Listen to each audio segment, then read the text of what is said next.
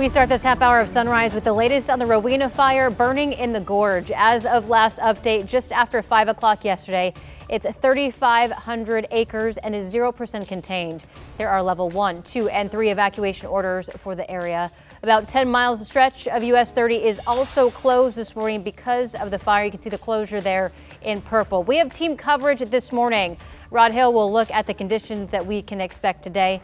But first, we're going to head over to Thomas Schultz live in the gorge this morning. Thomas, what does it look like out there? Well, China, all morning long, we've had gusts of wind, not nearly as strong as yesterday, but still blowing pretty heavily out here. And we want to show you just where that fire and smoke is now, up on the ridge above us. We're on Highway 30 right now, but you can see where that fire and that smoke continues to burn up above. Of course, fire marches uphill. That's what seems to be happening here. But even on the ground level, if we go across the street here, we got to be careful because all across Highway 30, the only traffic on this road has been fire crews, but there's been a lot of them. I'm going to step out of the way here so we can see a little bit of what we're seeing up here. Gresham Fire has been working all morning long on hot spots, just extinguishing some of the small flames that they're seeing on these homes here that have been completely destroyed by the Rowena Fire.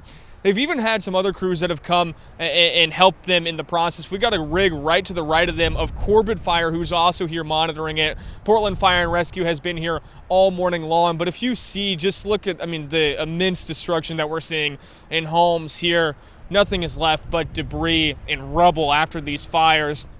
Neighbors telling us that they just came in about an hour, swept through this area, destroying everything in its path a couple of days ago. And now all they can do is just try to remake their lives, find some of the remnants of what they can and rebuild the best they can. And all throughout the past couple of days here, we've heard from neighbors and those who saw the flames who are just in complete shock by the destruction. Especially when you hear of homes going up. I heard of people who finally retire and they've lost everything, even their animals, their dogs, and it just hits home a little bit more.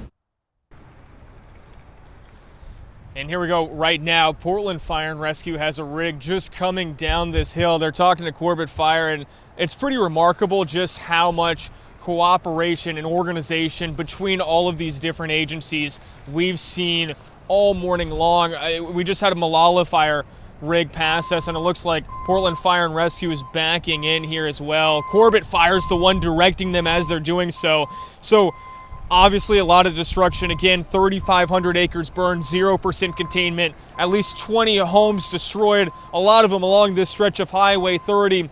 But the cooperation and the interagency wherewithal to work together throughout this fire and make sure that they're attacking these hotspots and checking for the areas. It's been remarkable, Rod, all morning long that we've seen. And obviously these guys have been out here for the past few days.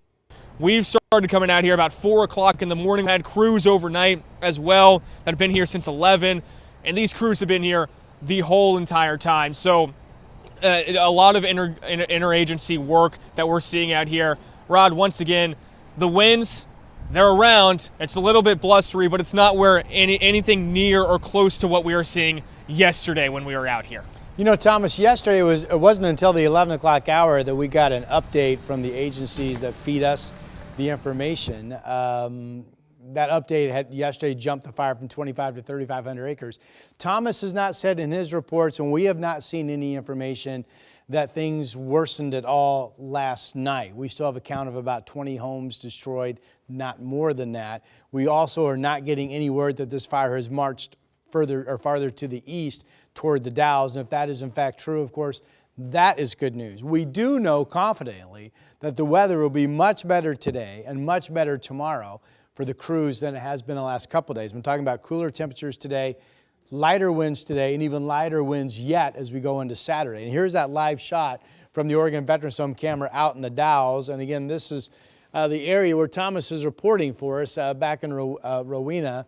on the Oregon side of the Columbia, of course. 55 out in the Dalles. This is probably similar to winds to what Thomas was referring to when he was just up for us. Northwest of 13, gusting to about 23, and that wind forecast should be pretty consistent. Yesterday, the Dalles had a gust of 38, Rowena 31, Lyle, which is just across the Columbia on the Washington side, had a gust of 40. But again, the plot of winds today, 20, 22, 23, 25. Breezy, yes, much better than yesterday. And again, I think these winds could actually generally hold no more than 15 to 20 tomorrow. China, that's the update.